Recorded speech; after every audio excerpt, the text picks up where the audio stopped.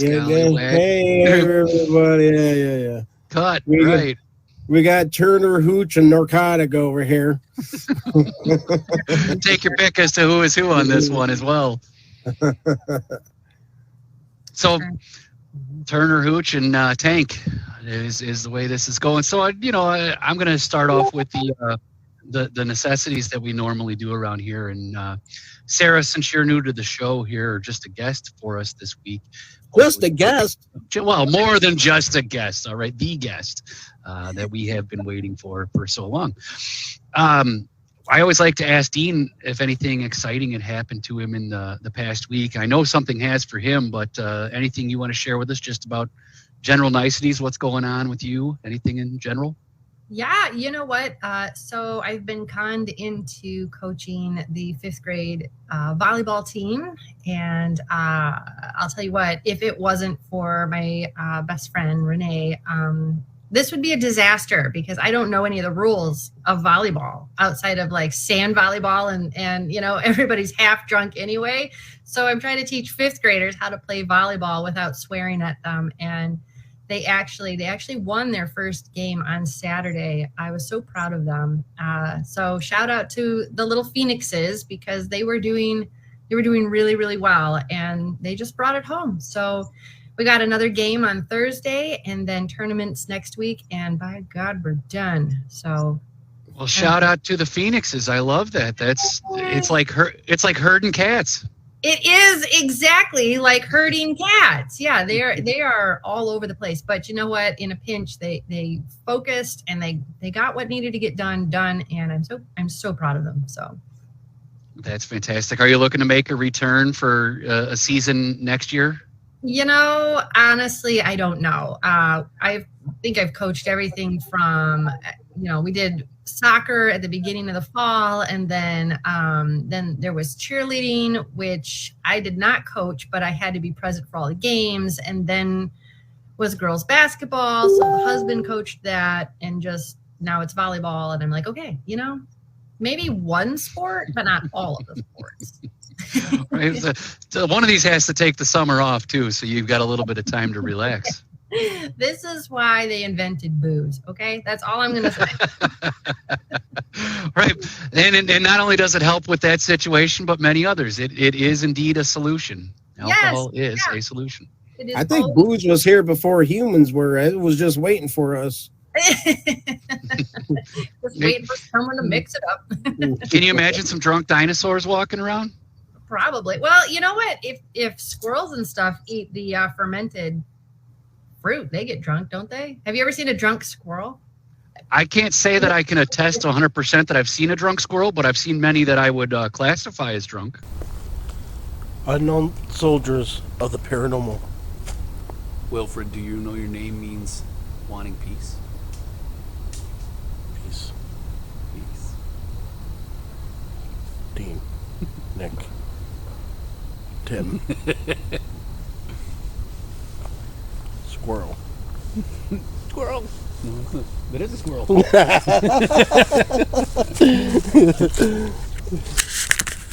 Pretty hefty one. Squirrel would not miss any nuts. Yeah, they're probably pretty drunk, right? I mean, they act crazy anyway, but can you really tell? I'm just trying to picture a T-Rex trying to get the can up, like, he's having struggles just to. Yeah, right? Like, oh, my 10 arms. How do they make it? I'm going to save Dean for last because you've got the pain here on pleasantries. Oh no, I'm doing good. Yeah.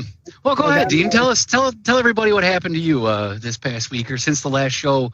And I want to preface this with, you did mention that you were feeling some type of way when we were going live last week, and you said that something was looming. You just felt that there was something eerie or something otherworldly. But carry on. I felt nervous. I felt worried. Didn't know why. Just felt like presence would be around me. Coming in from last week, we ended season or episode 5, with Maud Sleep, the story of a 1913 triple murder. And the murderer was a young 14-year-old boy who escaped and had a family. And it kind of felt like Herman was not liking the path that I was taking because I was on Wald's side than his side. And it seemed like he was the kid that wanted the attention, and basically he had a life more than others he was served a life in jail term sentence when he was 14 years old, but yet he had more of a life than some people today have. Wow. Yeah, you're not wrong. He escaped. He got married, had 6 kids. He's got a family out there. He returned. He got caught again, returned, and he got paroled and moved back to Colorado, probably to finish out his family life there. I mean, come on. So I was getting nervous. I was getting some presents here. And again, I started watching the show Medium, and I saw this 1990 Volvo station wagon in town here. And then on the show, they have a 1990 Volvo station wagon. And then something with the fan in the back of the truck or the station wagon. And then just all these things just happening on the show. And then my friend Brian, who, Sarah, you interviewed him in Rockford, he called me that day and said, something about his lawn maintenance, trying to charge him lots of money to cut his grass. He's like, I don't have Rockefeller money. And as soon as he was saying, I was reading the story about how this Herman guy was going to be a life for life using Rockefeller money. I was reading the story as it was happening. And one of the things that I missed, and I was validated the other day, was because I just edited that video for YouTube, so it's going to be posted on YouTube soon. And it dawned on me that Manny's sleep, his name is Manuel. Well, the DA in Medium, his name is Manuel. Wow. And then at 5150 of the show, when I was editing, I mentioned that Herman was reciting. When he was in his class, he stood up to recite something, or they were reciting something, and they noticed that there was a gun in his pocket, but it ended up, or he said it was pliers. And Nick, you started the show referencing your son Avery went to the spring recital. Mm-hmm. So it was like a combination of sorts. Spring Sing, and he's up there. Yeah, you've got the perfect world, perfect storm, as it were, of synchronicities going. And towards the end of that show, when I was discussing Maud about her graveyard or the tombstone being in the wrong direction, that's when Avery came in to interrupt it. Not that he did it on purpose. No. But my sense is that it was meant to, don't tell her story, just only tell my story. Wow. And as soon as they started talking about Maud, Avery came in and started interrupting. And then my dog was howling too. So like everything was howling. Perfect storm trying to oppress the story. Yeah. So, and then, so that happened Tuesday, late Wednesday night. I live in the basement here, and these stairs are old basement stairs. And on the top, there's no real estate when you open up the door. And I slipped on it a couple times in the past, broke the railing once or twice just to hang on.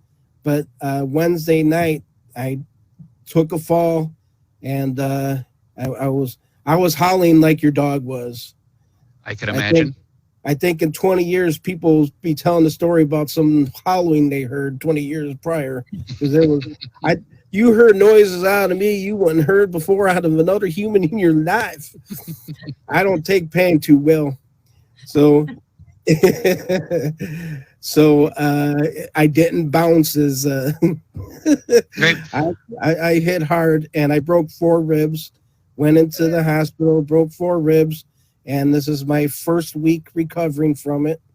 That's why I quickly asked Sarah to come on board and say, hey, fill in for me. You guys do the talking. I'll just sit back and see what I can do here. But that combination of stuff. And since that night, things have picked up. Things that I never experienced before. And not because of narcotics, I don't think, because I don't. You almost made me spit out my drink. I'm glad you shared. But I've been seeing stuff in the corner. I've been seeing stuff before, but now it's just like bigger shadows, lots of movement, and actually that I've never felt this before is stuff being pushed down next to me. So like 20 minutes ago, I was laying on the bed and right next to my foot, it felt like the blanket was pushed down or the comforter was pushed down next to my foot. The pillows being pushed down next to my head. It's either like somebody's there taking care of me on the other side or something, but I'm feeling movement when I'm not moving. So from your intuition, what does it tell you? Does it tell you that it is somebody caring for you, or does it feel like maybe the guy's back to oppress you again? Well, they took a swipe. Something took a swipe, and I think that was enough for that. As far as I have pretty good spirits out there that would nurse me back to health. So I feel that it's that more than anything. Fantastic. I'd like to feel that. On the show, maybe she could pick some stuff up, but I'm always watching the background. And the audience, the people out there, the audience that don't know Sarah, she's going to get into, her special talents. I'll tell you nothing. That's a special enough talent right there. Just remain silent. There's two rules to success. Number one, don't tell them everything you know. Exactly. You didn't say anything terrible. Well, I didn't have too much of an excitement on my end as far as anything to your nature, Dean. Just while we're welcoming other folks in here, I'll give you the background. Sarah, do you reside up in the Rockford area? I do. I do. I've lived here most of my life. Yeah. Yeah. Yep. Except for the stint I did in the Marine Corps, and then I spent 5 years down in North Carolina, and then I went 2 years down to Florida, and decided, you know what, it's a little too nice down here. I'm gonna have to go back. Yeah. Yeah, not exactly, but we did end up back here a couple of times, and so we're still here. But you always end up coming back home. They say it sort of ropes you back in. It's like a black hole, like you can't really escape. You must have put your feet in the Kishwaukee River at some point in time. Well, yeah, I did. Right, that's gotten me too. I've lived in this area for 40 years now, and as much as I've tried to escape, the Kishwaukee pulls me back in. Yep. Yeah. So the reason I was alluding to that was, we've been doing some house searching around, and we were up in that area. We were checking out McChesney Park, Loves Park, Roscoe area. My kid kind of loves the Rock Cut State Park, so we've been trying to find places up there by that. And I know it's a little bit closer to Dean than maybe where I'm at right now. I can just shoot over 173 and find him. But if you need a little 12-foot, pardon me. If you need a 12-foot game fish or boat, I got one for you. Do you really? I do. It's fiberglass. It probably needs a lot of work, but Nice. What boat doesn't? If it flies or it floats, it's too expensive. It's got a little trailer. It's a 12-foot game fisher. I got some oars for it, and I do have a 4-horse. If you're looking, You got a little trolling motor to go with it too. It's a little 4-horse trolling, yeah. Yeah, that's fantastic. Mm-hmm. So, all right, we've got a few folks here. We've been going at it for a little bit. We're, about 15 minutes in. I just want to start off with our normal here. Hello again, and welcome to another exciting episode of Paranormal Pickers. This is season 1, episode 6. It's a free-for-all, people. With me, as always, is the styling and profiling, sweet baby back broken rib, the willow to my oak, Mr. Dean Thompson to you. and our illustrious guest, Sara. Sara, we'll let you introduce yourself. And for those that don't know at home, tell us a little bit about yourself, and we will elaborate from there. Yeah, hi everybody. Thank you guys for having me. It is always good seeing you. I'm Sara B. I work with Kathy Kressel through Haunted Rockford. So if anybody's watching and you've been on the tours and you're like, gosh, I might recognize her, that's probably where you saw me from. And Samantha Hockman has joined us from Tinker Swiss Cottage. So now we're a trio and it's a lot of fun. I am the insensitive sensitive, as Kathy likes to say. I am her quote unquote psychic sidekick. I don't know. I've been doing this a long time. I've been going, doing the ghost hunting, been researching, pretty much my whole life. But with Kathy, I think we've been doing it, 15, 16 years, I think. And just started a new adventure. We are getting ready to drop our first episode of the Naturally Intuitive podcast, which will kind of cover all things, psychic, mind, body, spirit, the kind of existential, esoteric questions, like kind of anything where our mind goes. So Samantha and I are hosting that, and we're going to bring Kathy in about once a month, I think, to do some ghost stories. So super That's excited. awesome. Yeah.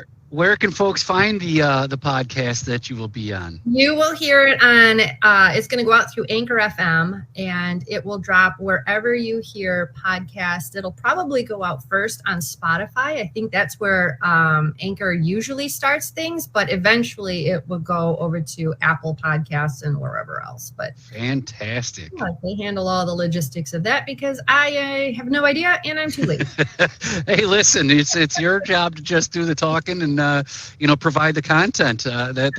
That's what I love about mine too. I do similar, and Dean takes it from there and does a great job. Right? I'm here for the voice, but everything else.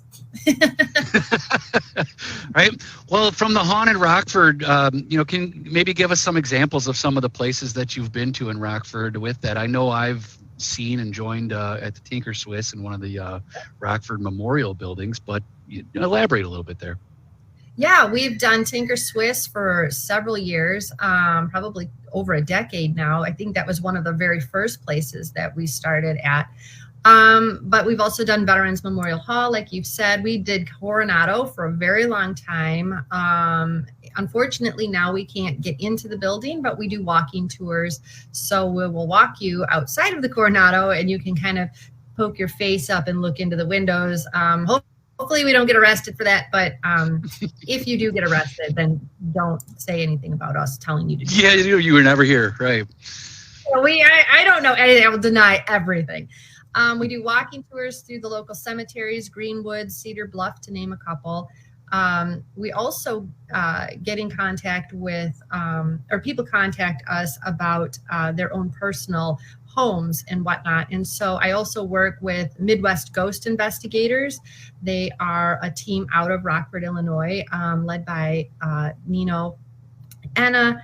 And for those, like a lot of times people will reach out to Kathy, and then she will reach out to me, and Nino and I will go and sit down with the family or do a walkthrough on the home to kind of see what it is that is going on.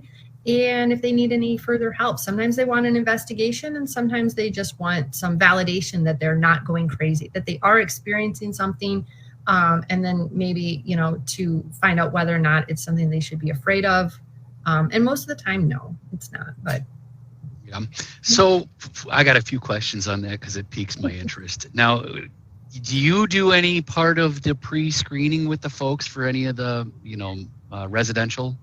Very, very infrequently. Very infrequently. And it was kind of that way. I was on a paranormal team many, many years ago, and it was the same.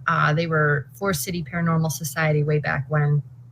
And very infrequently, because for me, I don't want to be front loaded by any information. I just basically want to know where we're going. If I'm driving there myself, I want to know where I'm going. That helps. And what time to be there.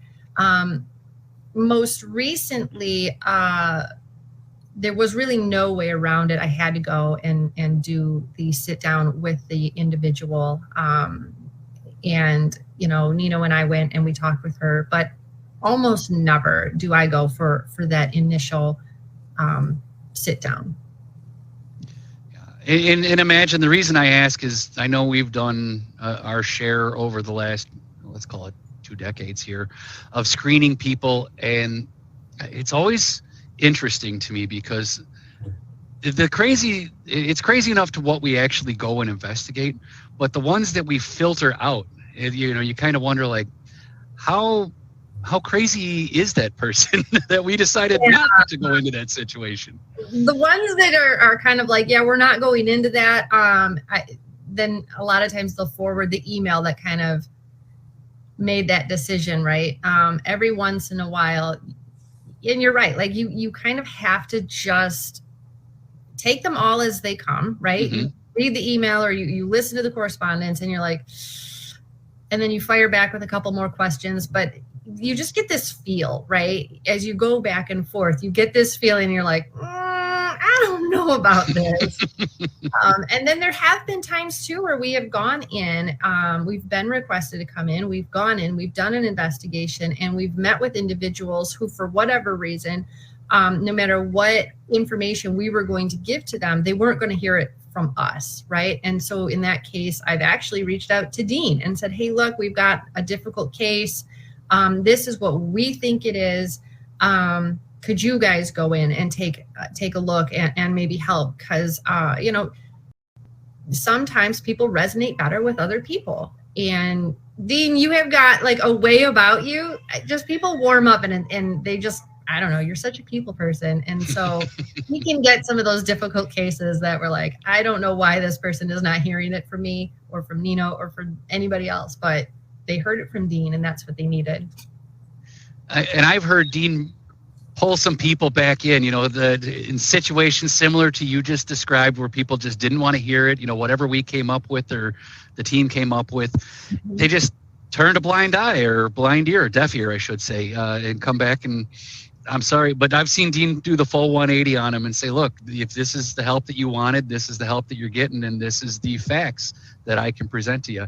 And Dean, I don't know if you recall the last one that I'm talking about, where you almost became best buds with the guy after getting into it, both verbally and probably email-wise. This is the same one, and that's the Brian it's the same guy. one. Okay.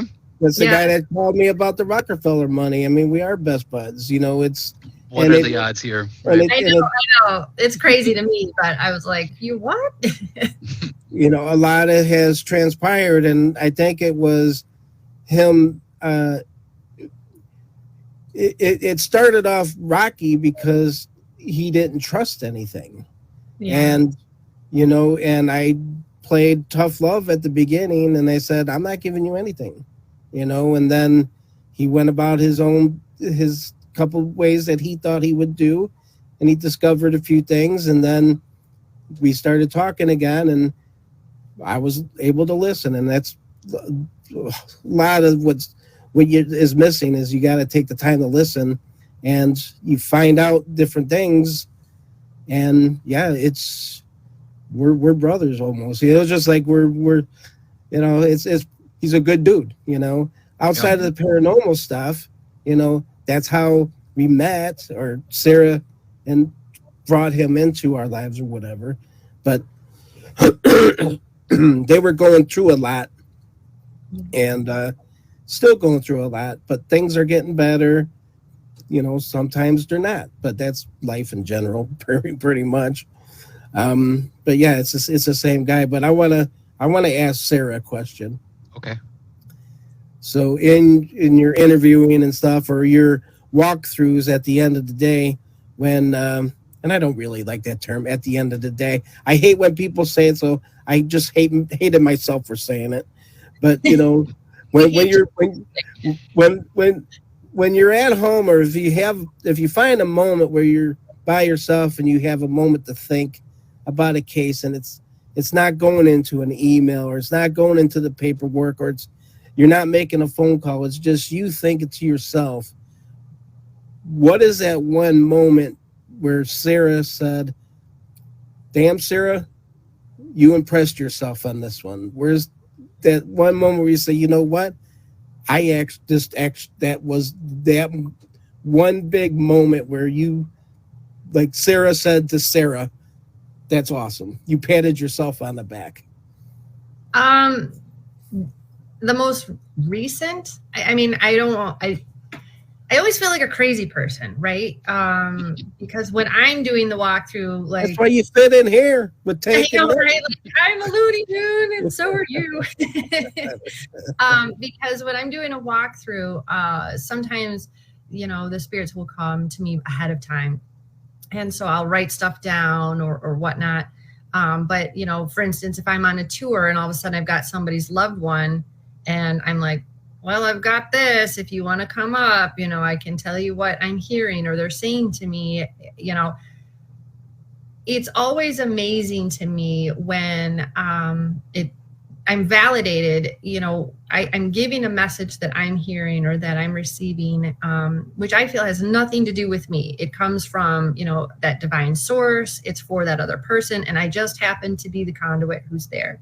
Right, but you get that all the time. It's that after the fact, when you're home, you had that conversation with the client or the person that came through, and you related that message, and you got home. That one moment where you thought, wow, this is something that I am doing correctly. Something that kind of. That's exactly it. Like I've got one where I got all the information ahead of time going in there. And so Nino had already gone to them. He did the sit down. He got all the information. And he said, hey, would you be available on such and such day at such and such time? And then you can go and do the walkthrough with me. I said, sure, absolutely. So I just kind of sat down, and all of a sudden I'm getting images and words, and I'm writing all this stuff down. And I wrote, I think, 2 pages of information. And this is, it was just constant stuff. I saw the house. I saw the layout of their living room. I saw, activity inside the home, but also outside of the home. And so I wrote all of these things down. I wrote down all of the impressions I was getting, including stuff that they hadn't told Nino about, which was behind their couch, they had a big picture window. And I said, you guys have, when we went to the house, I said, you guys have shadow people, like they're like a human form. They walk right up to that glass behind you, and they would really like to reach in and, like, I don't know, like touch you or something, but they really want to like reach in through that window. But they come up, and there's at least 5 of them of varying sizes, but they walk right up and they stand behind you. And they said, oh my gosh, yeah, absolutely, right? So then we go outside, and it was the strangest thing. I could see, it was almost like Sleepy Hollow, right? Have you seen that movie with Sleepy Hollow where the horseman comes out of the tree? It was kind of like that. These people would come out of this tree at the corner of the property and walk across the property towards the window. They'd go up to the window and they would look at it inside. Earth whiskers. Earth whiskers. This is where we got earth whiskers. It's the funniest thing I think I've ever heard. But then they would back up to this tree off to the left, and they would change shape. And they would, like, gosh, it's almost like they would disjoint their arms and their bodies, and they would crawl up these trees and sit in the tree. And I said, and you guys, when you come outside, you look up into the tree and you think you're looking at an animal. It's almost like, like a monkey or a large raccoon or something, but you're doing this, trying to see them, right? And they hadn't told Nino any of that. And they said, absolutely, that's 100% we feel people walk up behind us all the time. We see this in the trees. We see these people out here. We can't figure it out. And so after all of that, it was just absolutely over the target. Then going home, like you said, and kind of sitting down, and you're like, what? Like, it's just so crazy. And you're like, but you feel kind of like it's amazing too. You know what I mean? So you kind of like pat yourself on the back because you're like, okay, I got it. That feels good. But you're also helping people, and you're like, okay, well, here are some steps. Here are other people to contact if you need some, removal or whatnot, right? And but it's always like that. Anytime that I can pass something on. I remember one time, gosh, years and years ago, we were doing a gallery reading, and I kept hearing this voice in my head, and this woman is sitting there, and we're trying to read very different people, and I've got this voice in my head, and it says baby cakes, say baby cakes. And I said, I'm not going to say that. It sounds ridiculous. What does that even mean? And he said, just say baby cakes. I said, I'm not going to say that. So this is going on inside my own head, back and forth, and I'm like, I'm not saying baby cakes, so just say baby cakes. So finally I was like, does the words baby cakes mean anything to you? And this woman busts out crying. She's like, oh my gosh, that is what the ladies used to call my dad, because these waitresses or whatever would flirt with my dad, and it would just drive my mom crazy. But they always used to call him baby cakes. That's like, awesome. Yeah, right. And I was like, here I was thinking, I'm not going to say this. And it's always, you're just the messenger. Don't read the letters, right? But then at the end of the day, you're like, it's insane. And again, I don't think it's me. It's definitely coming from, this divine source that's trying to get these people back in contact or show them that there's something else out there. I just happen to be the person who's receiving the message at the right time at the right place. Yeah, but at the same token, too, I mean, isn't it wonderful to be able to be receptive of that? Like, I take a look at it and think, I've watched TV for 40 years, and I remember when we were just watching antenna TV, right? Well, the picture was great, and I loved watching it. It doesn't compare to what TV is today and how clear it is. Yeah. So for you to get a clear picture like that, you've taken it from antenna to high definition 4K already, and I love that. Thank you. Mm-hmm. Yeah, it's sometimes, there are times when you don't get any validation. There are just, that's just what it is. Like, working with Kathy or Dean, we've worked together too, and there's sometimes where, look, I'm hearing this. I'm only ever going to tell you what I'm legitimately hearing or seeing. I'm not going to make anything up, and I'm not going to try to put a round peg in a square hole. I'm not going to do it. But there are just sometimes you go to a location and that information hasn't been found yet. And like in the case with Kathy, I think at the Barnes Mansion, I had one of the maids walked up and she said, I think her name was Nellie. And she gave some information, and Kathy was like, I don't know. She's not on any of my lists for tonight. Like, I don't know, and it wasn't until, months later that she was able to validate that there was a maid who worked there. Her name was Nellie. She worked with the children and so on and so forth. But it just wasn't. And sometimes you never get the answer. Sometimes you never get the validation, and you're just like, sorry. Well, you're left to wonder. Yeah. I think of, just try to compare something, and then I'm going to ask a follow-up question to it, because what you're describing to me, as you may or may not know, I've been known to read palms, right? Yeah. And so I used to, you gotta read mine. Well, I'd be glad to. And you on the spot. So you bring up a good point, though, because there's certain times that I'm just relaying the message as it's seen to me in the hands, right? And as I'm doing that, I don't know whether what I'm saying resonates with the person whose palm I'm reading. Sometimes it's clear as the nose on your face. The emotions are right there. Yeah. But at other times, they're just so reserved, and they take it with them as they leave. So I don't know if I'm getting it or not, right? Yeah. But the question I have with that is, knowing that you've done gallery readings and you can, pick up on things throughout different spots. Have you ever walked into a place or walked into a reading or a certain situation and just every intuition in you said, nope, not doing it, and just didn't give any information at all? Nothing. Yeah. Yeah. And I sit there and I'm like, are you serious? Like, hey guys, I guess I'm doing like now it's time for interpretive dance, Yeah, it happens. I don't know why it happens. I don't know if it's something that we do to ourselves, if it's like an energy block because you feel like you're expected to perform, or what if you get it wrong, right? Like, I live in a world of what if, right? Mm-hmm. What if I get it wrong? What if I say the wrong thing? What if it this? What if that? Yay ADHD, right? Because it's always there's always that little voice back there like, you're not that good, and I'm like, okay, fine. But then you sit there, and I think sometimes that blocks for some type of mediumship where you're actually passing on a message to someone else, there has to be a three-way communication. We have to resonate, both, you know, myself and whoever is the sitter, right? But I also have to be able to vibe with the spirit, you know, that, I mean, if we don't connect, what does it matter, you know? Right. So these things happen. And if the person, I mean, there have been a lot of times that people think they're ready to receive a message, and then they come up and they're desperate and they can feel this, they really want it, but it's not the right time. And so their loved one isn't ready to pass anything on too. So, you know, I think there's a lot of factors, but yes, there have been plenty of times where I go in, and I can't tell you the number of times Kathy has taken me to a cemetery and she's like, what do you get over here? As a matter of fact, we did one, oh gosh, it had to be February. It was so cold. It was honestly maybe the coldest day. It was like 1 degree. It was so cold. And we go outside and we're in this cemetery and she's like, what do you get over here? And I'm like, honestly, nothing. But goosebumps. I'm freezing to death, but I've got pneumonia.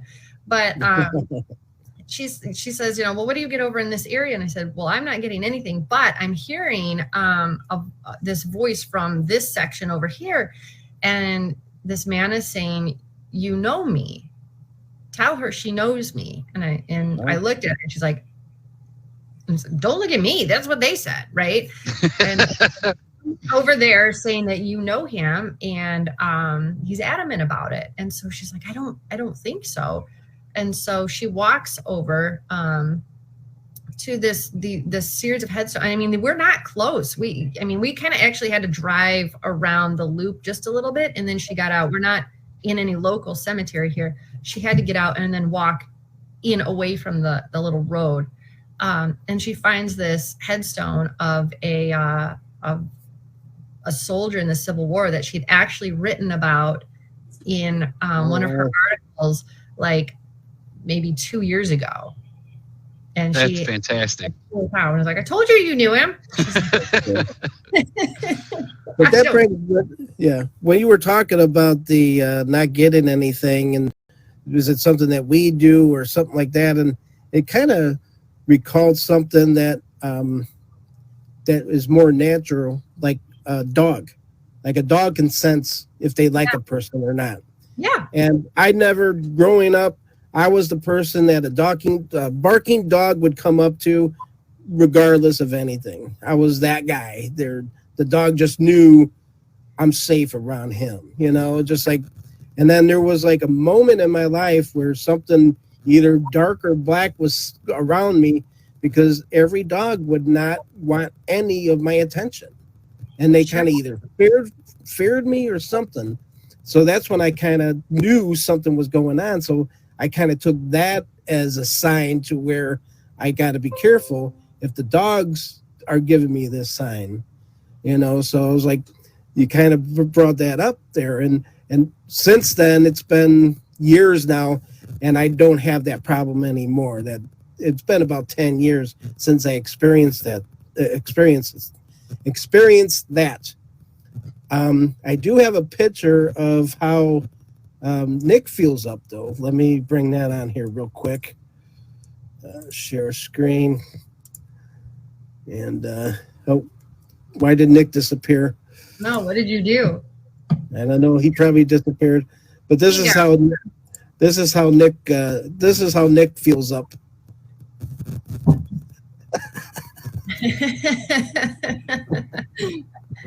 that beer in there, there better not be gas. Remember that, Nick? I do.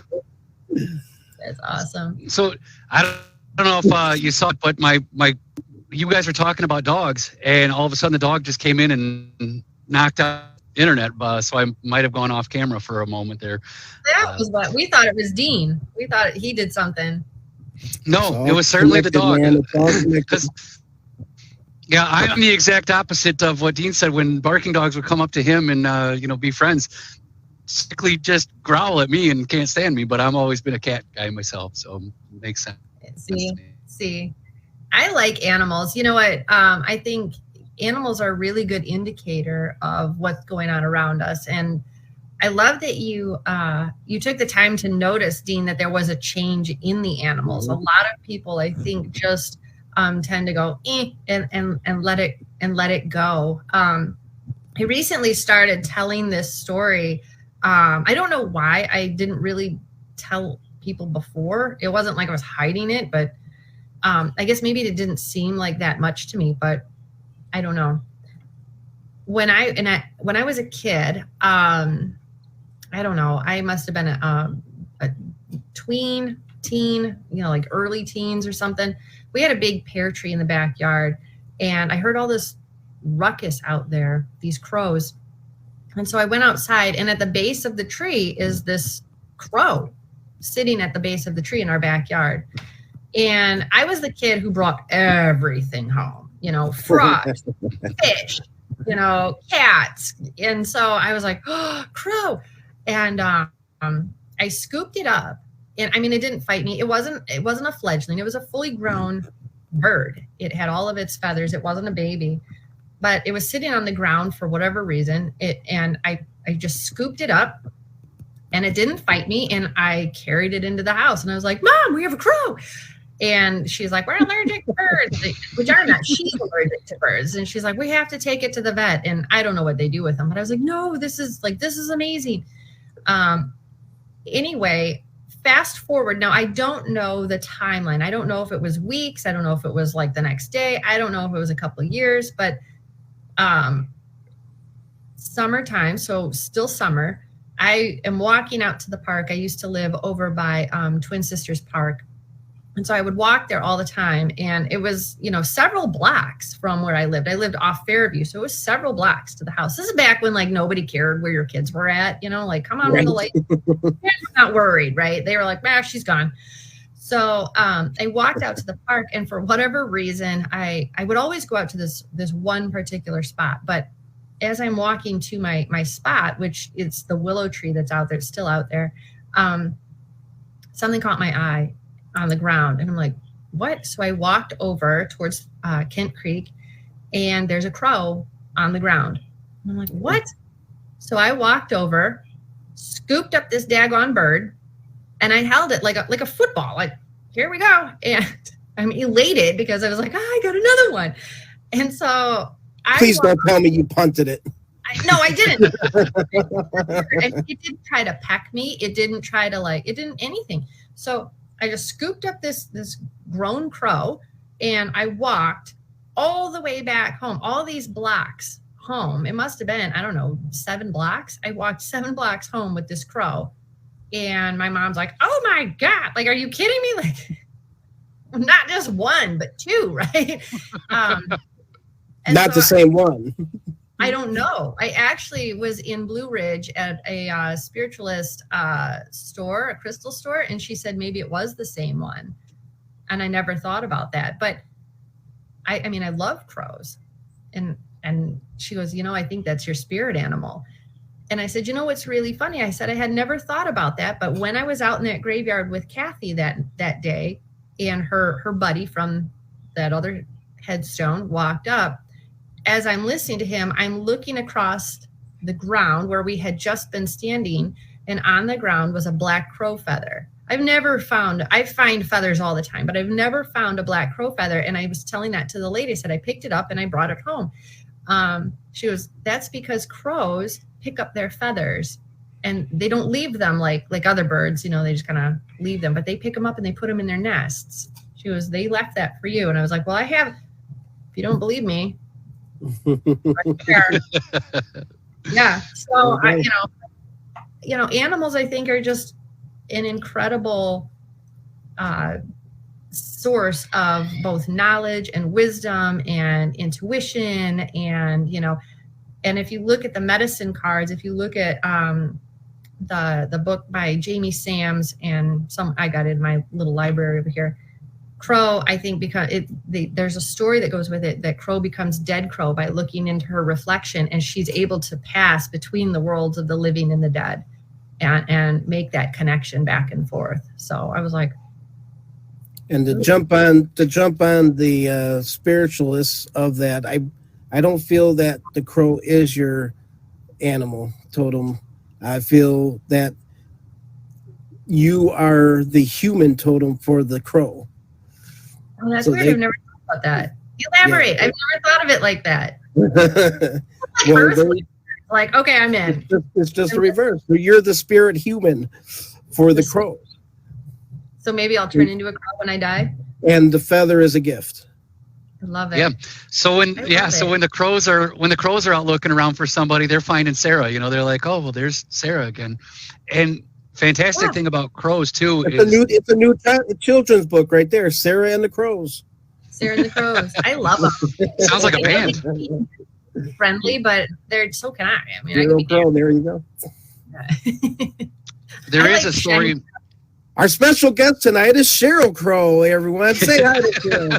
Well, you know what? I decided I was like, if I ever get a third one, I'm gonna name him Edgar Allan Crow. Oh, I love it. Yeah. I was like, what else are you gonna call him? Of course, it's gonna be Edgar.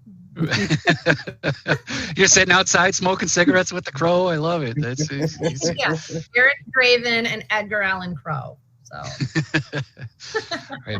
That's awesome. Now, question again on my end. I know we talked about potentially being blocked from being able to read things, right? Have you ever flat out refused? yes.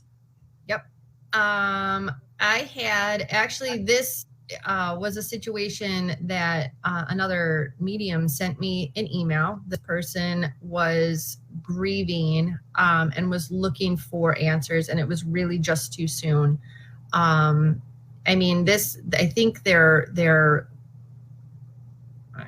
I feel like it was their son had been killed in a car accident, and they wanted to talk to a medium. I mean, this had just happened, and I said, nope.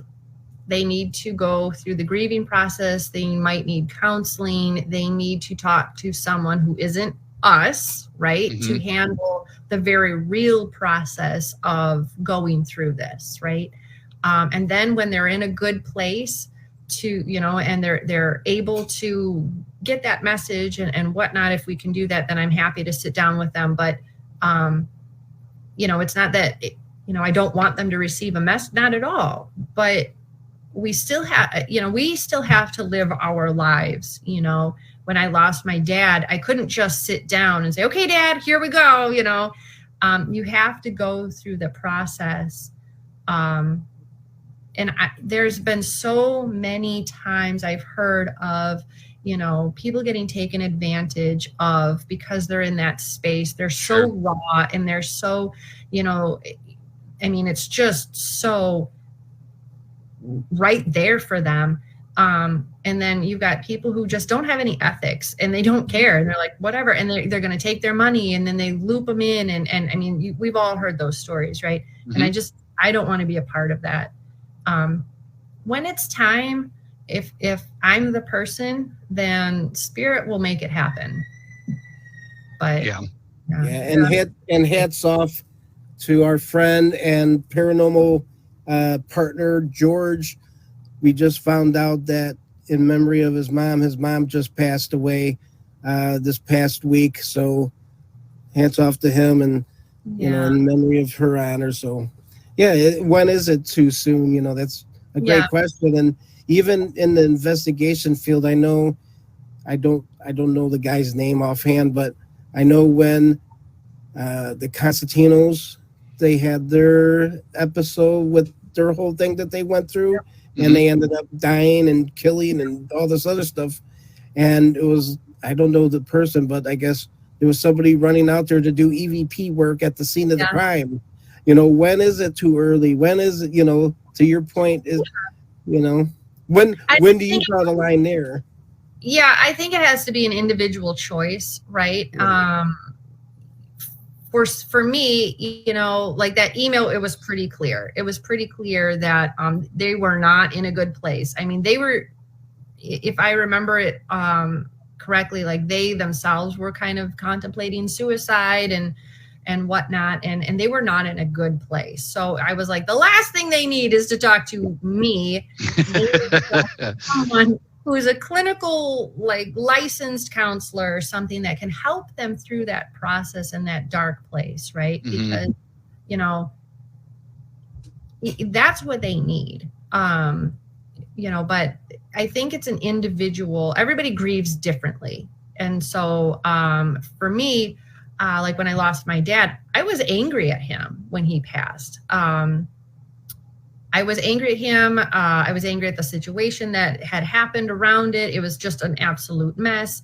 And so I didn't want to talk to him for a while. And I've met other people, I've gone to, a cemetery tour, for instance, and I had somebody's aunt, as a matter of fact, like lock, stock, and barrel. She wanted to tell this woman that, hey, you were supposed to get this item and blah, blah, blah, blah, blah. And I was ready to pass that message on. And when I said, hey, this is who I have, this is what I've got. The lady looked at me. She was, I know who you're talking about. Yes, you're right. She's my aunt. I'm not ready to hear it. And so I said, okay. Perfect. Yeah. And I can see it being, look, from my end, from an investigative standpoint, right? Like if a loved one or a family member or a friend passes away that I know of, my decision to try to contact them in the afterlife might be different than yours or Tank's down here, But I don't know whether that means I'm maybe more prepared to hear the message or I'm not prepared to hear the message. So to your point, somebody asked, is it a year? Is it a month? It's completely up to the person receiving the message. Agreed. I completely think it's up to that individual because, how many times have we heard, well, that person isn't crying or that person isn't, doesn't mean that their heart isn't shattered. It just, I function very well under pressure. The more insane the pressure gets, the better I function under it. You're almost kind of forced to work harder, Yeah, exactly. Like everything, but it's when everything stops, right? And you're alone and you're in that moment by yourself. And now me personally, and this is very different from my husband, when he lost his best friend, right? He wanted to be with the other guys and gals from the motorcycle group. He wanted to be surrounded with that. For me, I wanted to be alone. I did not want to be with anybody. He was my friend too, but they were very, very close. But I didn't want to be with anybody. I didn't want to be, hugged. I don't want to talk about it, and which is crazy, right? Because people are like, but you're a medium. Yeah. We all handle it differently. And I think, and it depends on degrees too. Like, with my grandmother, she passed a couple of years ago, but I had so many decades and decades of wonderful, great relationship with her. I wasn't sad. So I think it is all an individual process. When you're ready and it's time, then it's up to you. So also have to make sure the one who passes ready mentally and or spiritually. Yeah, fantastic point. Like that brings up a point that I was thinking about too was, if somebody, let's say my sister was 17 years old and she had gotten pregnant and, I'm equating her to the person that passed, right? She's not just going to run right home and tell my dad that she's pregnant. She's going to wait for the right time in her mind when she's ready and dad's ready to hear that. So I would say emotionally, that's probably the same type of thing. Yeah. And you know what? There's this idea that when you pass over, you get like a harp and like some wings and you get like this, here's the keys to all knowledge, right? And that is not the case. You actually have jobs to do. You've got things that you have to carry on over there. And there are lessons. So yeah, for all of us who are like, oh, I'm going to fast track it to retirement, enjoy it because you've got more work to do, right?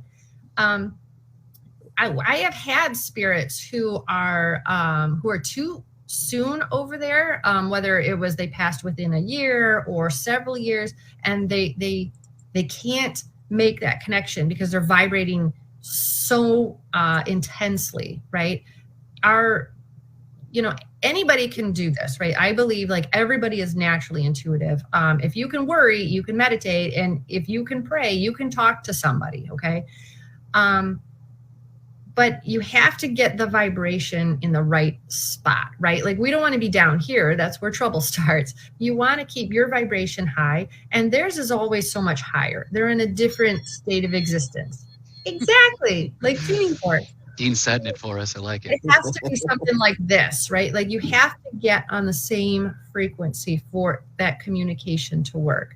Now, people, I think, also forget that dream visitations happen. And that is one of the absolute easiest ways for your loved one to come through to you with a message, or just to let you know, hey, I'm okay, I'm over here, right? A lot of people think that, oh, I had this dream about, my brother, and he's been dead for a long time, but when I saw him in my dream, and they have all these details, and they're like, but it felt so real. What do you think it is? So, I ask them, I'm like, well, was the dream linear? How normal, if you're just dreaming dreams, right? Like 1 minute you're in Walmart and you're walking around, the next minute you're at Target, and the next minute you're driving a car somewhere and you're on vacation. Hey, right? Like they're very crazy. But a dream visitation is linear. They're in color. In the dream that the person that you are with has passed, and that person knows that they have passed. Even though you don't necessarily have to say it, like, are you dead? Right? Like, you don't have to say it. It feels very real. Like, it feels like you are there with them. Sometimes it feels like time has slowed down or stopped around you, but you are there in that moment, and it carries on for however long it's going to carry on. It's very linear. And then at the end of it, when you wake up, you usually have this sense of peace. This sense of, it doesn't mean your grieving has stopped. It doesn't mean like you're not still sad, but you have this sense of inner peace, like this knowing. And that's when your brain kicks in and goes, there's no way that can be true, right? Like, no, that's just a dream. But your heart says, that felt really real. I really feel like I was with them. That's your dream visitation. Yeah. And I get that all the time. And I actually Facebook post, hey, thanks, bro, for hanging out with me in my dreams this morning. Mm-hmm. And some things that I notice in my dreams is that the living people that are there, I don't see. Yeah. I can just only see the people that have passed. And some of them are kind of haphazardly, like they can't function. Like they can't function. They can function better on that side, but they can't use our tools anymore. Like they can't drive a car. They can't do that function anymore. So I noticed that was a separation. So that's when I know, oh, there is something to this dreaming thing, you know? So that's why I spend more time sleeping, because is it just you a nap, Dean? Right. This is Dean's shameless plug for sleep. I love it. I love it. There you go. Last episode, sleep. There you go, Nick. Yeah, right. Good. Hit it back. Maybe we'll quick, man. Well, right. It's we can also maybe get a sponsor from Sleep Number if we keep this up too. Yeah, right. Great beds. You bring up a good. Oh, go ahead. Here about it says that they had a phone call a few weeks after their mom passed, and that is another one that happens. I don't think that happens as frequently as dream visitations, but there are lots and lots of recorded like instances of people receiving phone calls from the dead. Those stories always fascinate me too, because like you see people, and I haven't had personal experience with it, but I have people who have expressed it to me where like the loved one passed away, and then 2 days later the phone didn't ring, but all of a sudden they have a voicemail from their loved one, and it's like, oh, what a great gift, or a text message. Creep the hell out of me. Yeah, text message, something along those lines would creep the hell out of me, but I would love it. I had an instance after both my grandmother and my dad passed where I got a call. It said no caller ID. And I wasn't even thinking, and I didn't answer it, and it was gone. And I was like, oh, afterwards, I was like, what if that was my dad? Or what if that was my grandmother, right? And strangely enough, because my dad and I had kind of a very rocky relationship, not like we were tumultuous, but we weren't, sometimes we were close and sometimes we weren't, right? And so it's kind of like Nick and I. sometimes we're hanging out, sometimes we're not. But in a dream after he had passed, I got a phone call from my dad, which is kind of how our relationship was over the phone, even though he lived here in town. But I got this phone call, and it was very odd because it was one of those where I'm like, if this is a dream visitation, it doesn't quite fit my criteria, right? It doesn't quite fit the criteria I've ever read about either. But I get this phone call from my dad, and I can hear people in the background. It almost sounds like he's at a train station. And I'm like, Dad, I've been so angry at you, for the way that you did, you passed and all of this mess, right? And I've been so angry with you. And he says, I know. And once I finally calmed down, I asked the question, because I knew he was dead, and I've got him on the phone. I asked the question. Where did you hide the money? Where did you hide it?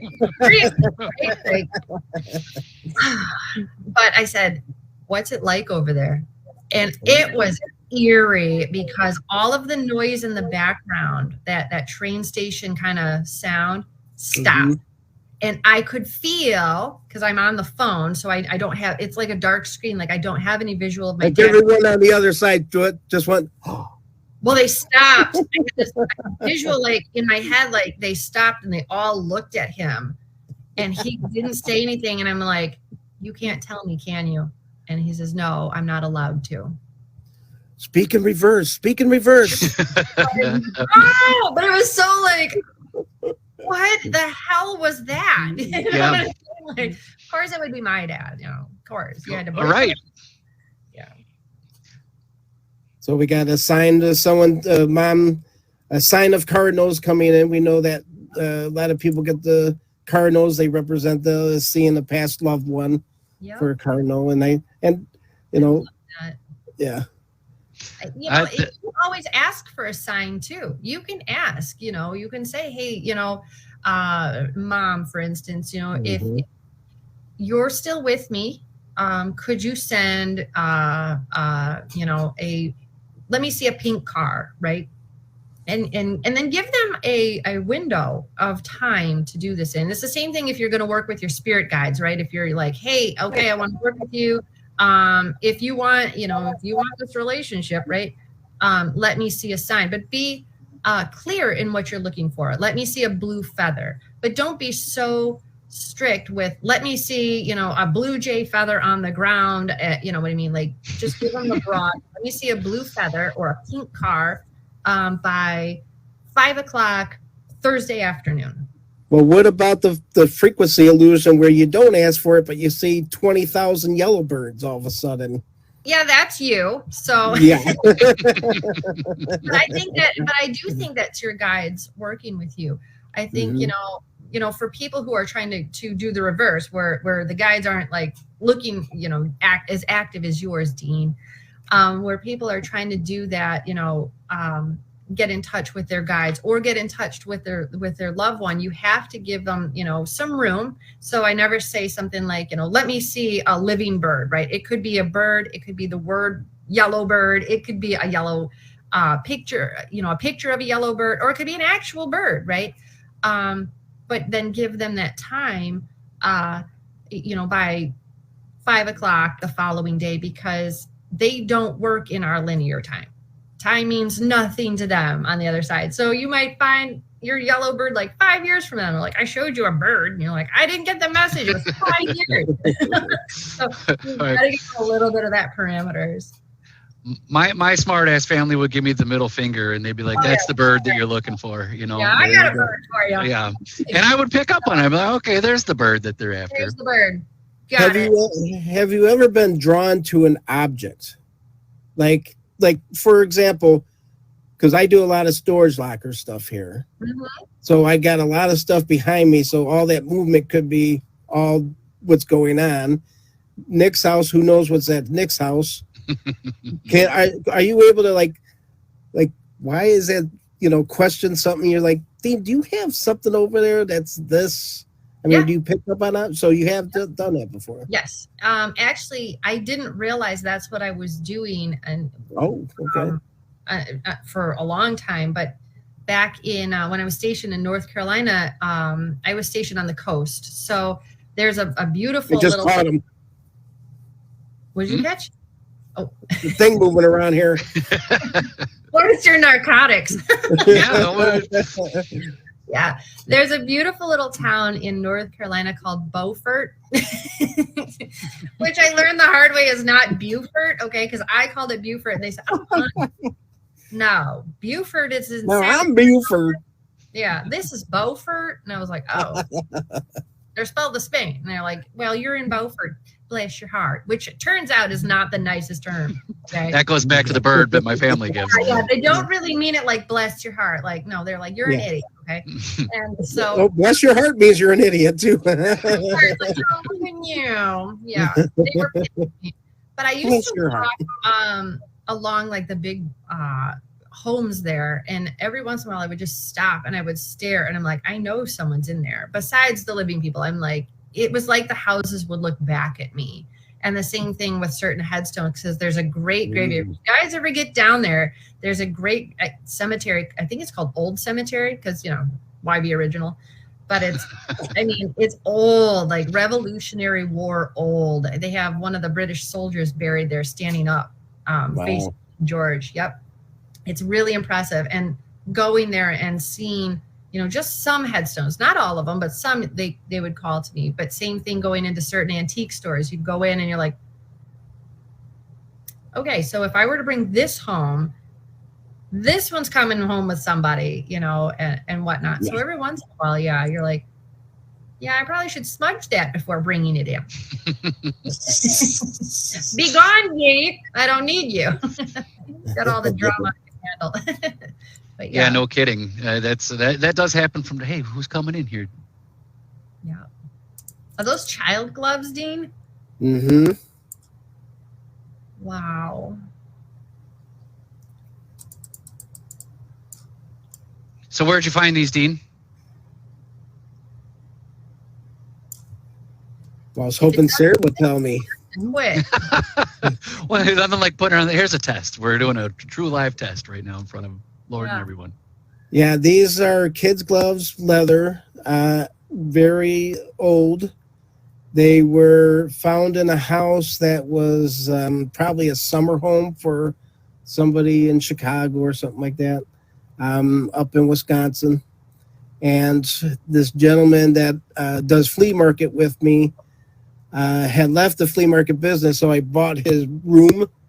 So I gave him like a couple $100. Yeah.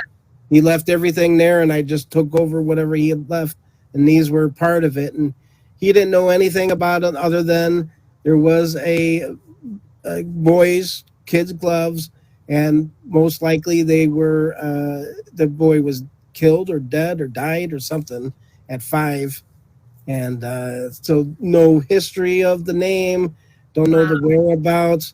I mean, obviously I can age the gloves just by looking at the pins in there and stuff, but they are tiny.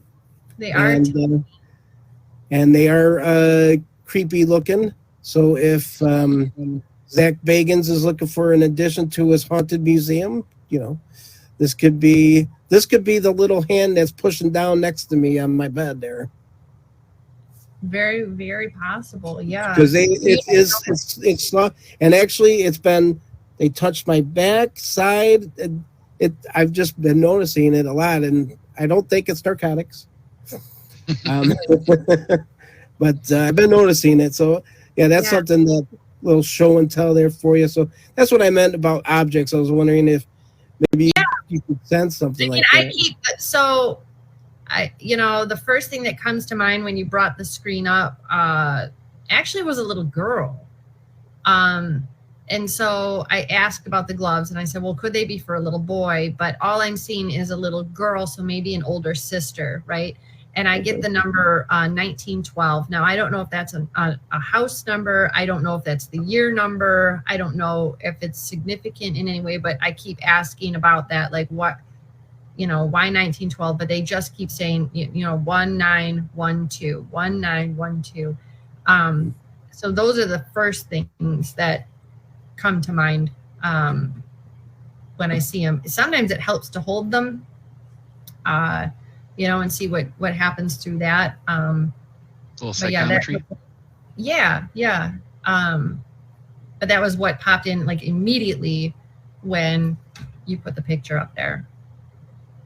I like it.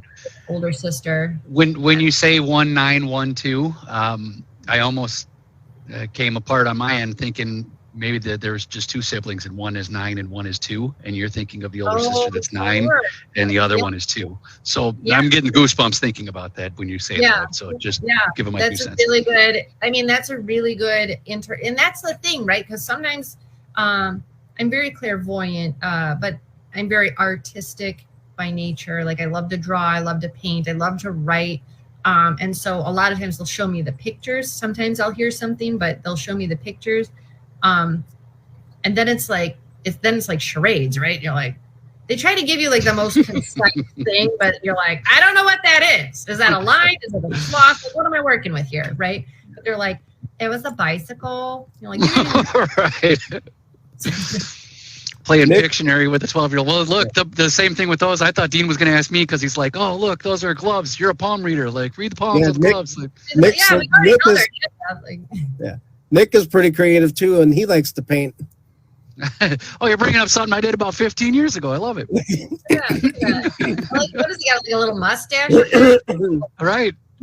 This is our Ghost Head Soup contribution to or was Second it More IGH? Pumpkin Fest. I think it was IGH to the Pumpkin Fest. That was probably your first year there. And was like, I got to get good with these guys. I'm gonna make a little pumpkin to put. Little did I know, all I really had to do was bring some edibles and some booze. But Doggone it, it's that kind of show. Right. It's like that would have worked out great. Now I got a question to follow up too, because we brought up a lot of topics and subjects. Mine maybe controversial isn't the right word, but maybe a little bit more off the beaten path, right? So we've talked about dreams and we've talked about frequencies, and I'm just wondering what your stance is on 2 things. One being lucid dreaming. Some people think that you're attaching from your body and, it could lead the wrong way. And number 2, what you think about, a talking board, or as some might call it, a Ouija board. Do you draw a line in the sand at any of that? Have you used it? What are your thoughts? Yeah. Okay. So let's start with lucid dreaming. Mm-hmm. Lucid dreaming is different than astral travel. So lucid dreaming simply means to come awake in your dream state and realize that you are in the dream. Some people are able to control it. I used to do it all the time. For whatever reason, I would lucid dream all the time, and I'd wake up in the dream and you're like, wait a minute. But I've never necessarily been able to control it. Like I can stop things and be like, nah, this dream is dumb and I'm not going to participate anymore.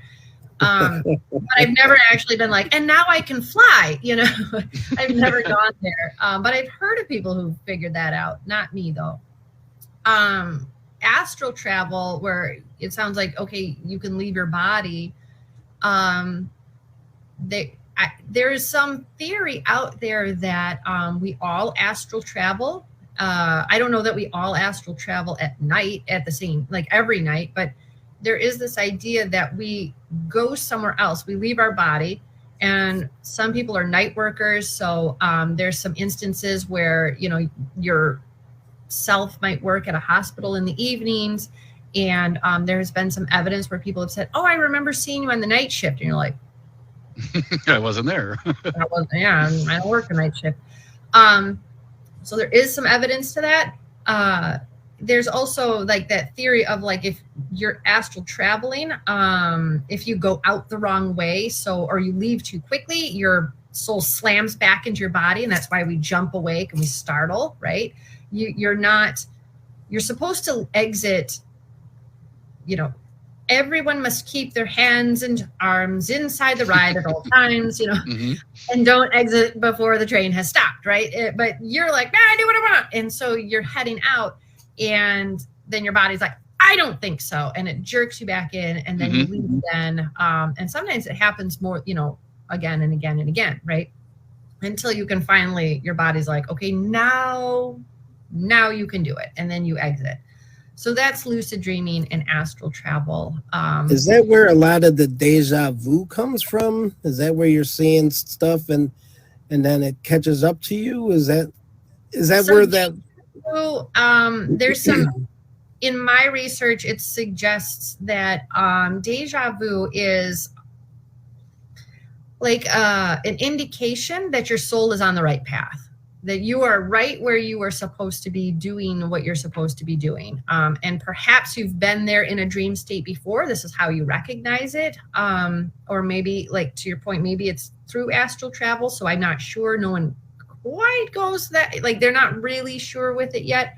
But that is most of what I've heard about deja vu, is like that is your indicator that you're on the right path. You're right where you were supposed to be.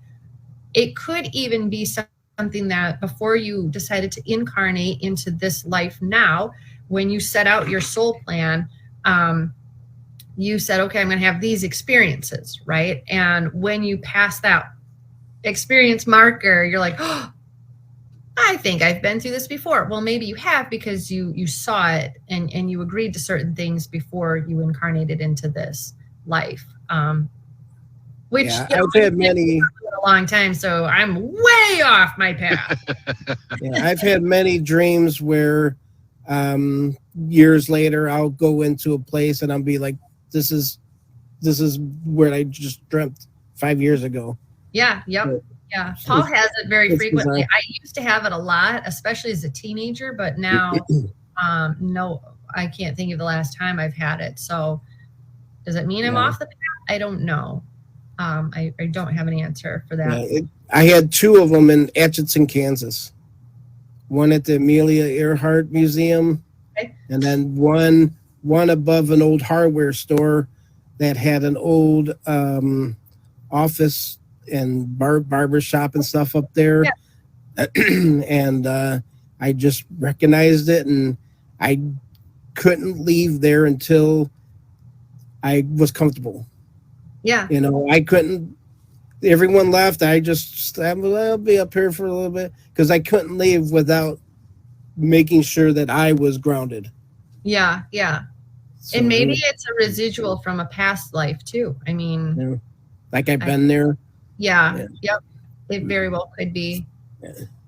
And then to address the spirit board or Ouija board, it's kind of funny because we talk about that in the first episode of the Naturally Intuitive podcast. Awesome. We just jump right in. We're like, you know what? We're going to the divination tools. Rip the training wheels off. Right. Yeah, rip them off, guys. We're jumping in. Yes, as a teenager, I had one. Sure. They used to sell this thing. I mean, they sell it as a toy, right? Yeah. My thoughts on it are pretty much this. I don't believe that they are inherently good or inherently evil. And that's what I had said on the podcast with Sam. When spirit boards, before they, were branded then later Ouija boards at the tail end of the 1800s, people were using divination tools for centuries. But spirit boards really became a thing, post-Civil War. And you have to think about what happened in that time, right?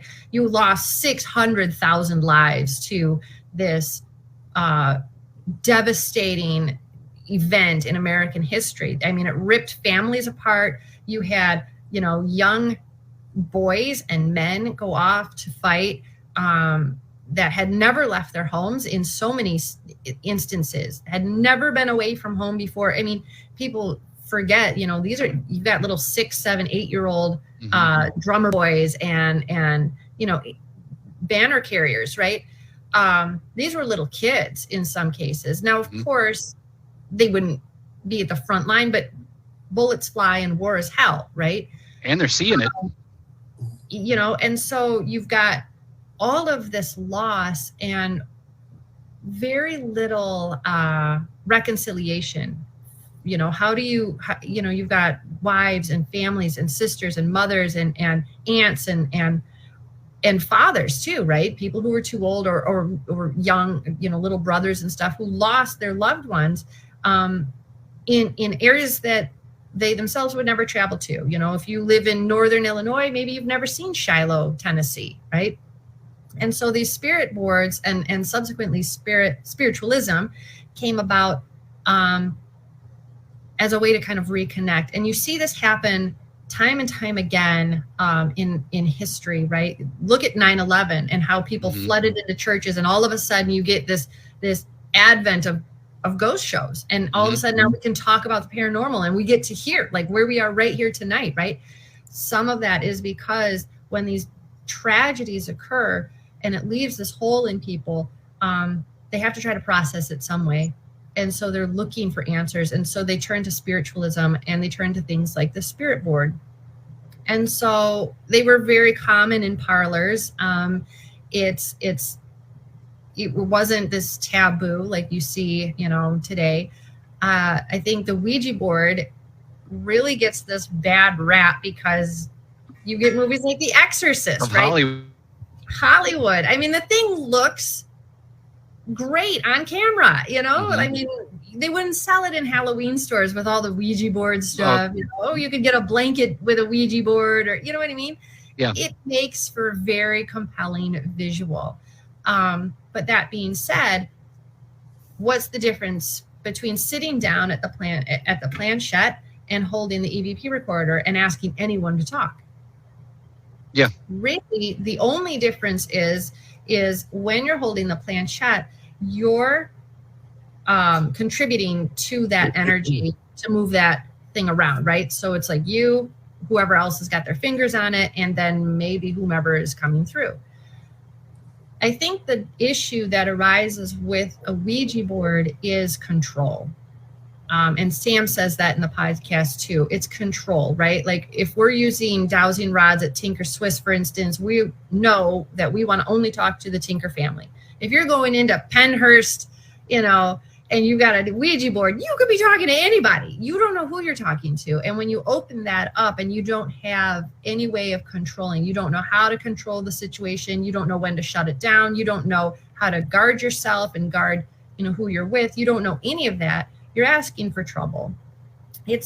But I liken it to this, right? It's kind of a long-winded answer. I'm sorry. I love it. If you go out shark fishing, you're going to throw chum into the water. That doesn't mean, an hour after you throw it in there, a shark is going to show up. You may not ever see a shark. But eventually, if you keep doing it, something's going to come, right? How do you control that situation?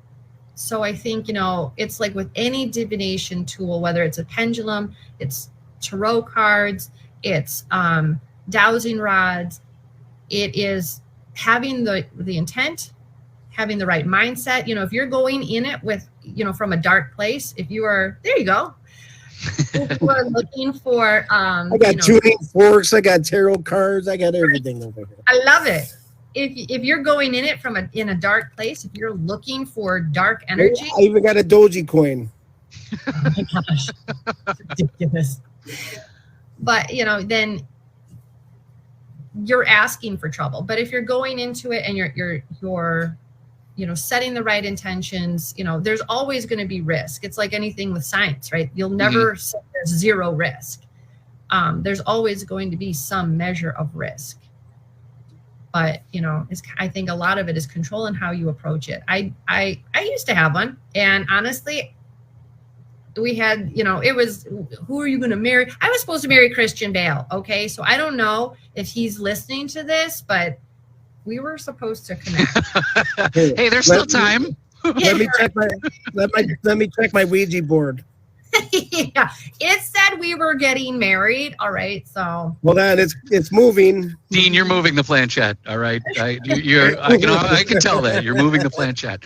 Right. So this is a planchette that I found in storage locker. Was no board, I don't think, but this is how it came. I took a picture of it for a reason. So I don't know if you. Wax? I don't know.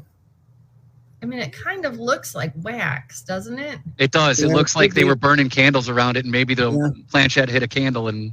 Yeah, or they drip wax onto it, maybe. And now I don't know enough about like witchcraft to say this is sealed. Is it some kind of ceremonial thing? Right. You got a question? I can ask it real quick. Certainly. All right. Give me a yes or no. It certainly goes back to intention. We'd have to know the intention of the person that was using it to really get that out. And your. Because you pick up witchcraft stuff or something from like I don't mean witchcraft is like it's all dark, right? But if you pick up stuff from that's been used in dark magic, it can transmit to you, and then you get where, whatever that thing was supposed to be putting out, you can pick that up and take that home. I have a little quip to tell on that. I've read a lot, I've studied a lot, and my understanding is in order to know the light, I have to know the dark, right? So I've studied the dark and I've studied the light to get the balance that I'm looking for, right? But the story I'm getting to here is I purchased a copy of the Necronomicon. I don't know if you're familiar with this book or not. Right? Have you ever seen Army of Darkness? I have. If the listeners have not seen Army of Darkness, that is where you need to begin your Necronomicon. Yeah, check it out. I recommend it as research that versus reading the book, right? So I decide that I'm going to read this book, and it's not light reading for any sake of the imagination, but the thing that stuck out with me and the intention and what you're bringing up about like what goes in comes out. Well, I'm staying in a hotel in Iowa, and I'm doing one. This is the same time I was investigating the Villisca axe murder house solo, right? Okay. And so I'm reading this. I'm staying at the hotel, and I start to hear this noise, and it almost sounds like something's in the ductwork inside this hotel room, and I hear kind of like a low, dull banging, right? And I'm like, well, that's weird. Didn't really think of it. So I decided to take a break from my light reading, go get in the hot tub, chill out and relax. And all of a sudden I hear the same noise behind me when I'm in the hot tub, just the clanging and something sounds like something's trying to get my attention. And I'm like, all right, I'm going to put this book down for a little bit, go back to the hotel room. Same thing carries on. I decide to switch rooms, go to the front desk and say, I can't stay in this room. Something's going on. They move me to a different room. Same thing starts happening again. And this noise followed me around, whether I was at the hotel, whether I was at my house, whether I was at work, this same noise was following me around. And that's when I kind of just decided, look, I'm putting this book away for a while. Something is obviously trying to get my attention. Good, bad, indifferent. It's a crow. It was a crow. Could have been. But I guess the point I was trying to get at was just, you never know what the energies around you, what everything surrounds you, what you're picking up. If somebody had the same experience to some of the items that were in the places that Dean's going to, the storage units, you could bring something like that home that has my Necronomicon juice on it. You never know. That was horrible. I was just trying to give him an idea of what was on the planchette. All right, maybe it was some Necronomicon juice. That's all I'm saying. You never know. And he has storage lockers in Sycamore. Great. Right. You've been right next to mine a couple times. Oh my god. Maybe some of it seeped off. Oh my gosh. That's why I carry a UV light. Great. Gonna burn it. Hey Dean, do you have to read that? Do you have to read that book in UV light? You have to pick up the hidden messages. Yeah, maybe Maybe I could have tried that, but I didn't even think about that. I was just fed up enough. Do you still have it, or? I still have it. Yes, absolutely. It's keeping his table from leaning over. Yeah. No. Especially right around Christmas time, you just put that right coffee out book. there. Yeah, we had on the coffee table next to the A to Z book of serial killers. And some planchette-shaped Christmas cookies. Oh yeah, I mean, people are like, you know what? No, thank you. That is one of the books that does sit out on my coffee table. Is the Time magazine book of serial killers and what they do. And another reason I got it was it had all the handprints and the fingerprints of the serial killers. So at one time I had this grandiose idea that I was going to assist the federal government with finding, high profile criminals by reading palms and taking images of their palms and hands and trying to locate where the serial killer. I have killed some cereal in my day, Dean, with the cereal Actually, bowl, this was a care package that my friends from Haunted Rockford gave me. Sarah, thank you so much. The cards. The cards were hilarious. Oh my god, I could read those. And the luck, they got me famous last words book. Yep. Council of Monster playing cards. Awesome. They are awesome. A spoon for my serial killers. I've got one of those. Some sugar flavored skulls or lemon flavored sugar skulls. Some some saving juju quartz. crystals. Yeah. All of And that is most- from Wolf Hollow. So if you're in the Rockford Most area, importantly, yeah, you need to have that on your person. Yeah, no kidding. When you're walking downstairs. Yeah, if you're in the Rockford area, you've got to check out Wolf Hollow down on East State Street. It is amazing. Amazing. there you go. Good plug. Elizabeth and Randy, they are wonderful, wonderful. And if you are not in the Rockford area, you've got to go to the website and shop around.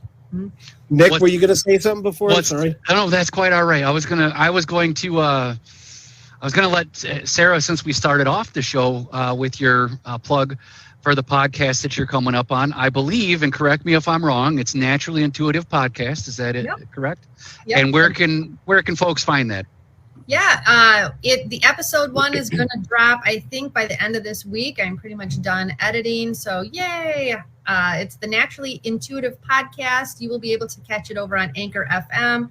You will also be able to catch it on Spotify. Anchor puts it out on all platforms. So wherever you like to listen to your podcasts, you will catch it there. But I think it comes out on Spotify first and then gradually comes out to the other podcasts. It will eventually come out on Apple Podcasts as well, but I think they blast it to Spotify first. But it's the Naturally Intuitive Podcast. You've got me and Samantha Hockman.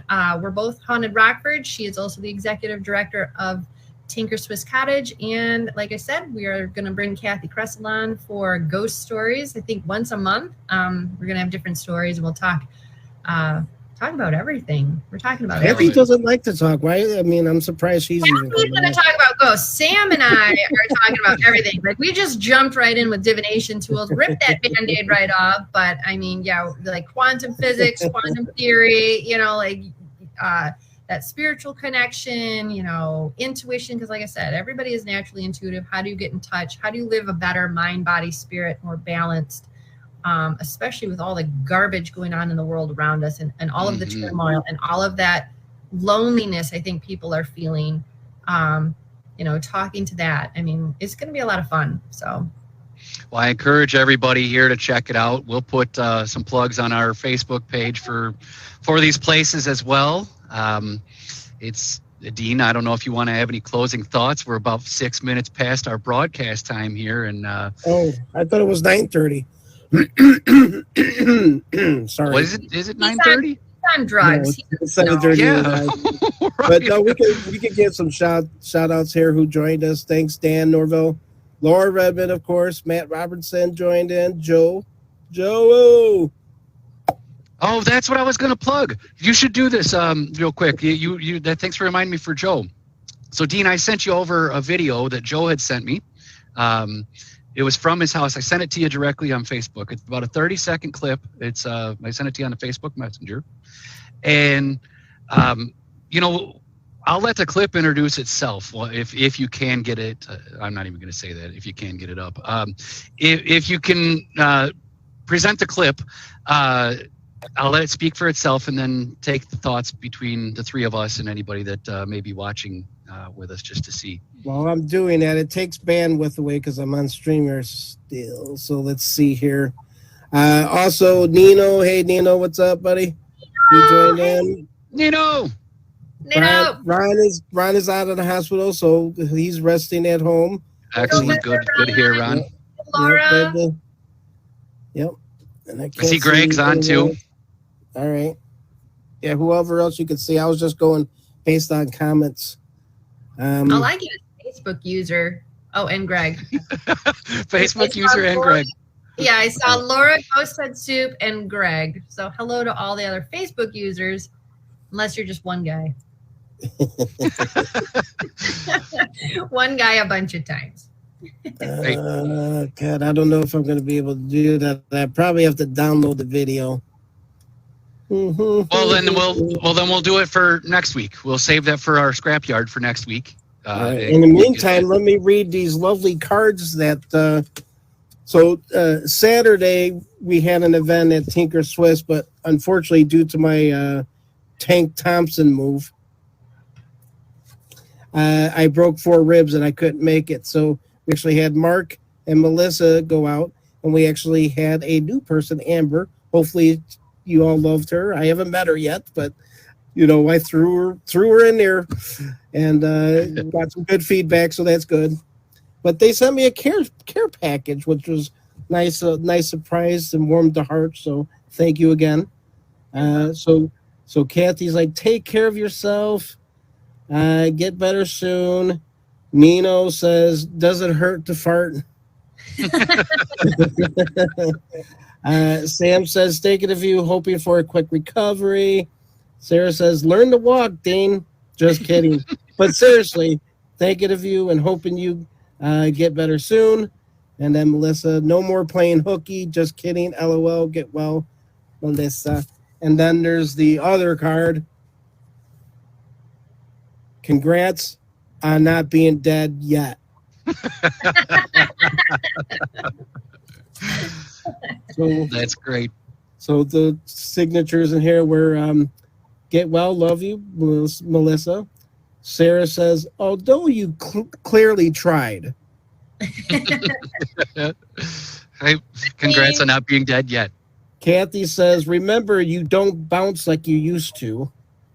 Nope. And Nino says, next up is a rascal. Right? One of those things that goes up and down the stairs. Yeah. And No. Haunted Rockford. Yeah, Haunted Rockford's going to put me on their next tour. Yep. And then Sam says it best: leave death to the pros. Right. I agree with all of those, and those are wonderful sentiments to get from everybody. And to Sarah's point too, is not necessarily that you need to learn how to walk. I think you need to learn how to fall a little bit better. You need to get into some jiu-jitsu or something. I think they teach Well, you how to. I was practicing, and I only hurt 4 ribs. How many you got? 6? Yeah, Greg, that we alluded to that earlier. Could have been Could have because of the been last pushed by a show. spirit. I was worried there. That's a different show because there's touched by a spirit, which that could go either way. But you got pushed by a spirit. Voice touched. Oh my Right. God! By a spirit, pushed by a spirit. Well, shout out to everyone watching us on StreamYard today. Shout out to everybody who watches us on YouTube, Facebook, anywhere else you find folks may find us online. Actually, that video downloaded pretty quick. Drum roll, please. I love this, man. This is great. Just Let me. He's on his own program. I love it. Hey, He's like, I got a hat and I've got narcotics. right. Who needs astral projection when you have narcotics and Tank Thompson? And you got Norco and Gooby Cart. You know that, but the truest one would be these here. The sugar skull. You got to let me know how those are. I wanted to get some, but I'm like, what if I'm afraid. You should see me on Skittles. Is it like Peeps, only a skull? I would think it's crunchy. Is it like a Peeps, like after you left it out for a little while? Yeah. What's the consistency of the sugar skulls, Dean? No, because I really want to try it, but I think one would be enough. Was he eating it now? I don't know. No, I don't know if I he's got even the listening video. to us. I got the video. I'm listening. Are you going to eat them? Has anybody eaten one of these? I don't want to eat one. What if you're not supposed to eat it and it's just decorative? You better read the directions. We can't Oh, help they're you. hard. They're hard. What I thought was going on here is they gave me this spoon, and I thought this was something to, Put it on this, Yep. but not eat it. Take a bite. No. No. No.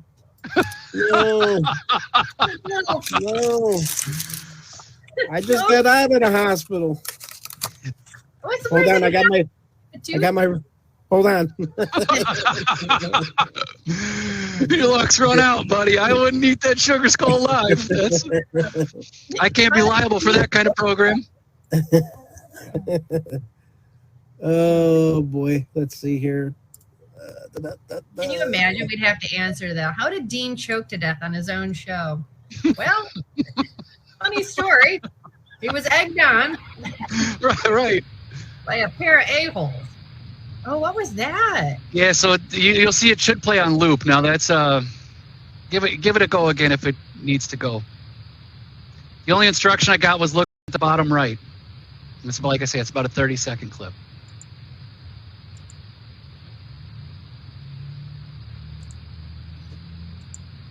I think I can play it here. Oh, it played. We saw a little bit, but Yeah. I just want to see it on the loop again. Are you hitting play? There it goes.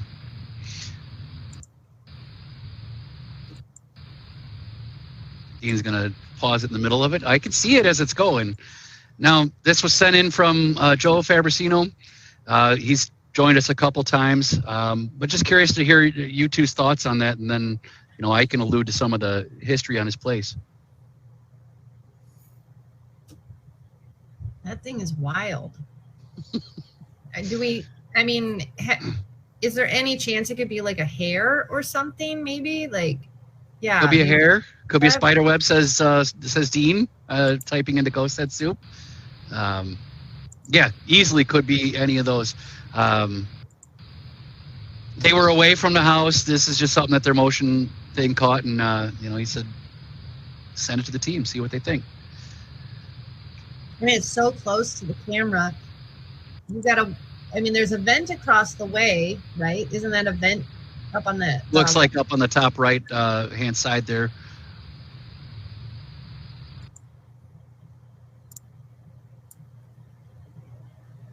And it just goes quickly. But they've seen things throughout the house, like paint cans have been moved on their own to different locations, shadows around the house. Joe's no stranger to paranormal activity either, being around and seeing with us. Just an anomaly he wanted to throw out there. For the folks watching at home, leave some comments for us on Facebook, leave a comment on YouTube, and we'll weigh in with Joe. Somebody says it's a picture frame on the wall. It could be something reflective.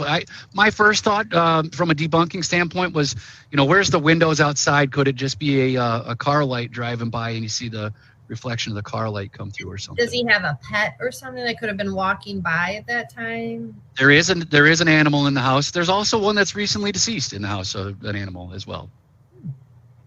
Yeah, I don't know what to make of it. There maybe are several things it could be, but it could also be its own thing. Hey, look, the way that Tank over there will tell you, my first thought is it's always a ghost. I would like it to be. Right. I would like it to be. You got to start somewhere. Yeah. I didn't want to go straight to curmudgeon and be like, "Rrr." But right. Well, definitely a cool video. If it was if there was a clear face or a clear shadow that popped through, obviously it would have been better. But Dean, what was the scrapyard that you wanted to do? Cat just passed away and we were not home, says Joe. Well, like everything else, part of the scrapyard today was a picture of you, the scrap in the gas pump, the kids' gloves, and just scrapbook stuff, just scrapyard stuff that I'll put off to the side, and if we have moments like that where I can bring up a picture and or two and just see what's going on here. So Greg needs to meet Sarah. You never met Sarah? At the haunted Rockford events, and I'm there. Right. I've honestly never met Greg.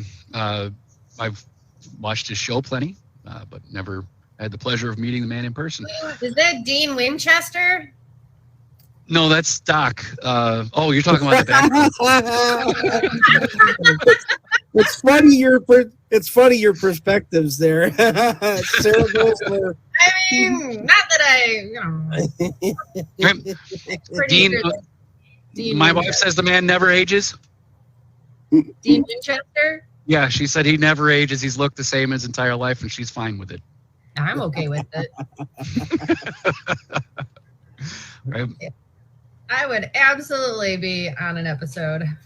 Oh, they're over. But. Yeah. They may be coming back. There's always that. He's doing a. It sounds like Dean Jensen Ackles and his wife are doing a prequel. Now, Yeah. it sounds like movie. Aaron Padalecki was not involved in that, and he said he was hurt by it. But maybe he will be, because you can't have Sam and Dean without Sam. But it's Yeah. supposed to be based on their parents. So Yeah. for all the supernatural nerds out there, That's me still watching. I'm right in the middle of season 5, episode 6 now, rewatching. So That's when why, it man.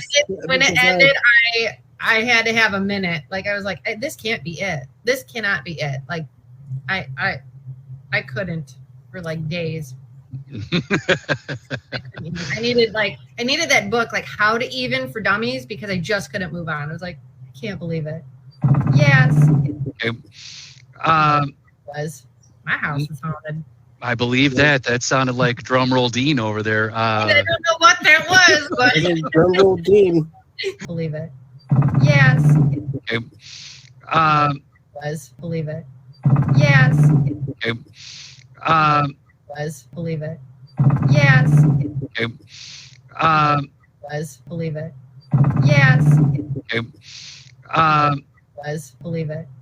Yes, it was. I'm taking fire. Right. All right. I am going to eat some dinner. I haven't eaten today yet. I've got some salmon cooking, and I think that sounds like a great exit for me there.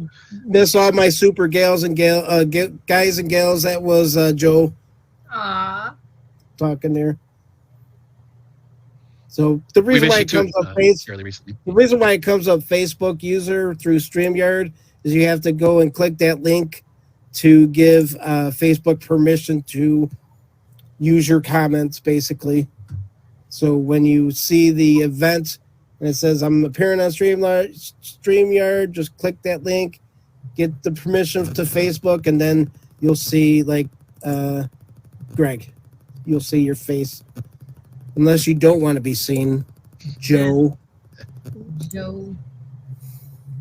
Joe was my dad's name. Joe the Crow. Joe the Crow. I'm going to end the live broadcast for the folks. Thanks for joining us. Of course. Thanks, Sarah. You. Oh, hey. Wow.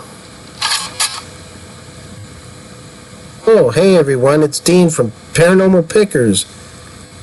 Oh, I got the preview for the next episode. Oh, yeah. Here, take a peek.